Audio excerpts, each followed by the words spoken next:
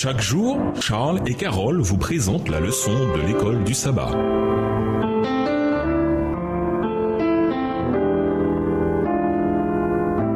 Bienvenue dans votre émission Dieu nous parle.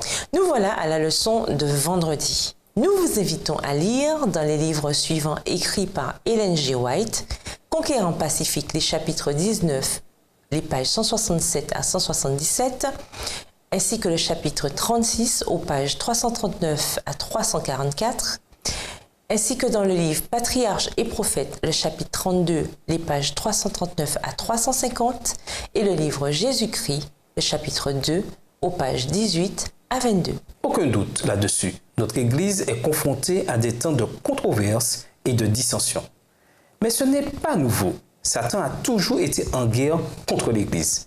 Même au premier jour du christianisme, la dissension et la controverse faisaient rage parmi les croyants.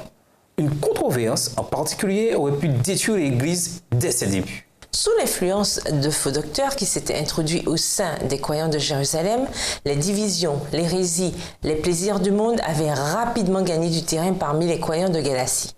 Ces faux docteurs avaient mêlé les traditions juives aux vérités de l'Évangile, feignant d'ignorer les décisions qui avaient été prises à l'Assemblée de Jérusalem.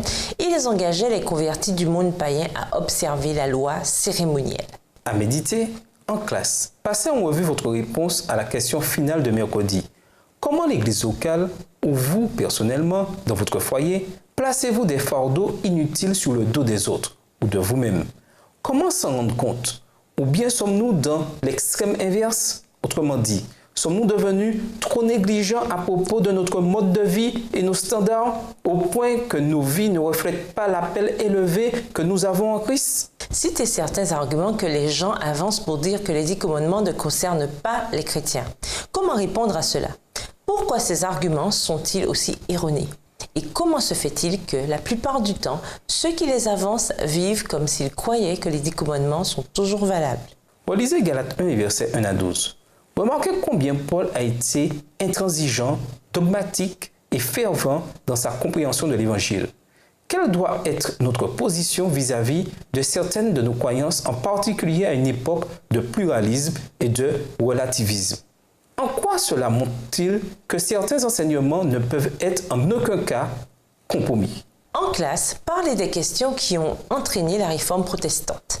Quelles différences fondamentales n'ont pas été résolues? Pour conclure, depuis que Paul a rédigé ses épîtres passionnées et parfois difficiles à comprendre, traitant de la tension entre la loi et la grâce, les chrétiens se sont posé des questions.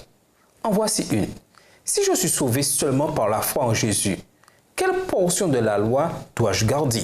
Et une autre, comment dois-je traiter quelqu'un qui se déclare croyant, mais dont les idées et les actes semblent de loin ne pas répondre à ce que j'ai cru être la vérité et aux coutumes religieuses que j'estime importantes? La réponse, c'est de garder les yeux fixés sur Jésus, sur sa puissance et sur la puissance de son esprit promise en vue de la victoire. Au revoir. Et à demain si je veux.